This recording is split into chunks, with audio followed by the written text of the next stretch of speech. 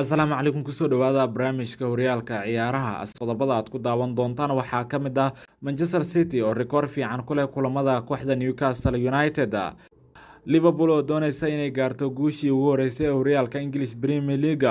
Tottenham oo rabta in garoonkeeda ay ku garaacdo kooxda Manchester United kulanka adag ee dhexmari doona labadaasi kooxood. Rafael Varane oo go'aan ka gaaray xiisaha horyaalka Sacuudi Carabiya.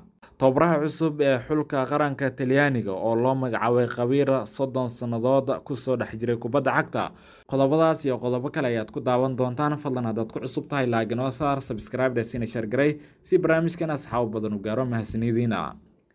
Manchester City ayaa la ciyaari doonta kooxda Newcastle United kulan xiiso leh oo ka dhici doona garoonka Etihad Stadium kana tirsan horyaalka English Premier League. Manchester City ayaa doonaysa inay sii wadato guulaha xiriirka horyaalka English Premier League kadib markii ay ku bilaabatay guul tartanka Premier League.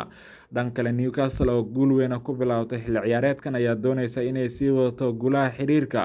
Guuldarada kaliya Manchester City ay ka soo gaartay 31 kulan ee ugu dambeeyay Premier League ay la ciyaartay Newcastle waxay ahayd guuldaro 2-1 oo ka dhacday ciyaartaasi garoonka kooxda Tottenham 2019 bishii January. Manchester City ayaa badisay 14 kulan ee ugu dambeeyay ay garoonkeeda ku ciyaartay mise kula ciyaartay Newcastle iyaga oo dhaliyay 48 gool waxaana laga dhaliyay kaliya 7 gool. Waa guulihii ugu dheeraa ee City ay ku gaarto garoonkeeda iyo guuldaradii ugu dheereed ee kooxda Newcastle ay ka soo gaarto hal koox taariikhda horyaalka English Premier League.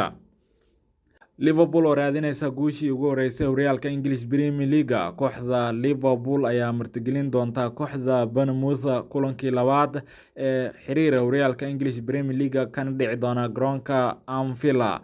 Liverpool ayaa kulanka soo galaysa iyadoo doonaysa inay guul gaarto kadib markii ay barbarac ku bilaabatay xilli ciyaareedka horyaalka English Premier League. dhanka kale kooxda Bournemouth ayaa sidoo kale doonaysa inay gaarto guushii ugu horeysay horyaalka English Premier League kadib markii ay barbarac ku bilaawdeen tartanka Premier League. Salah ayaa 8 gool ka dhaliyay Bournemouth 8 kulan oo Premier League inkastoo aanu wax gool dhalin labadii kulan ee xilli ciyaareedkii hore. Tottenham oo doonaysa in garoonkeeda ay ku garaacdo kooxda Manchester United. Kulanka ugu xiisaha badan Premier League toddobaadkan ayaa dhexmari doona kooxaha Tottenham iyo Manchester United. Kulanka dhici doona garoonka Tottenham Hotspur Stadium. Tottenham ayaa kulanka soo galaysa iyagoo doonaya inay gaaraan guushii ugu horeysay horyaalka English Premier League kadib markii ay barbarac ku bilaabatay xilli ciyaareedkan. Kooxda Manchester United ayaa dhankeeda doonaysa guushii labaad oo xiriir horyaalka Premier League kadib markii ay guul ku bilaawdeen horyaalka English Premier League. Guusha kaliya ee Tottenham ay ka gaartay 9 kulan ee ugu dambeeyay horyaalka ay wajahday Manchester United waxay ahayd 6-1 oo dhacday October 2020. Devils ayaa badisay 2 jeer, 2 kalena barbardhac ayay ku galeen garoonka Tottenham Hotspur. Iyaga iyo Liverpool ayaa kooxaha kaliya ee aan weli guuldaro la kulmin kulamada Premier League. daafaca kooxda Manchester United Rafael Varane ayaa la xiriirinaya horyaalka Sacuudi Carabiya iyadoo kooxaha Sacuudiga doonayaan sayaxa xidiga 30 sano jirka. Sida ay sheegeen wararka, xidiga reer France ayaa xiiso u qaba inuu ka dego Sacuudiga kadib markii la xiriiriyay xidigaha ay isku xulka yihiin N'Golo Kante iyo Karim Benzema. Varane ayaa ahaa xidigii ugu fiicnaa Manchester United kulankii ay Manchester United ka badisay Wolves bilowga horyaalka English Premier League. sida laga soo xigtay wargeyska Sport Zone, kooxda Sacuudiga ka ciyaarta Etihad ayaa doonaysa si ay xidigan ugu xoojiyaan xagaagana. Etihad ayaa haatan la xiriirinaya xidiga Varane kaasi oo doonayso inay ku xoojiso ku biirista horyaalka Sacuudiga. Varane ayaa la xiriirinaya xidiga ay isku xulka yihiin N'Golo Kante iyo Karim Benzema si uu ugu wareysto kooxda Etihad oo ay u ciyaarayaan. Wararka ayaa sheegaya in Varane uu u furan yahay ku biirista horyaalka Sacuudi Carabiya iyo kooxda Etihad. ugu dambeyntii tababaraha cusub ee xulka qaranka Talyaaniga ayaa loo magacaabay khabiir 30 sannadood kusoo dhex jiray kubadda cagta.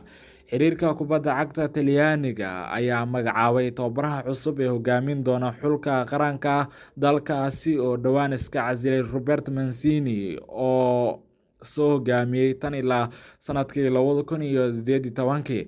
War-saxaafadeed uu soo saaray xiriirka kubadda cagta Talyaaniga ee magaciisa loo soo gaabiyo FIGC ayaa waxaa lagu sheegay in tababaraha cusub ee xulka Talyaaniga loo magacaabay Luciano Spalletti oo taariikh weyn ku leh kubadda cagta Talyaaniga, isla markaana xagaagii hore iska casilay Napoli oo u qaaday horyaalka Serie A. Xiriirka kubadda cagta ee Talyaaniga FIGC waxa uu shaacinayaa in heshiiska la gaaray tababare Luciano Spalletti oo xulka qaranka hogaamin doona laga bilaabo September 1 waqtigaasi oo si rasmi ah loogu soo bandhigi doono garoonka tababarka ee xulka si uu hogaamiyo kulamada kusoo wajahan xulkaasi. guud ahaan waa naga intaa barnaamijka ciyaaraha. fadlan aad ku cusub tahay like noo saar, subscribe, share garay si barnaamijkan asxaab badan u gaaro. mahadsanidina.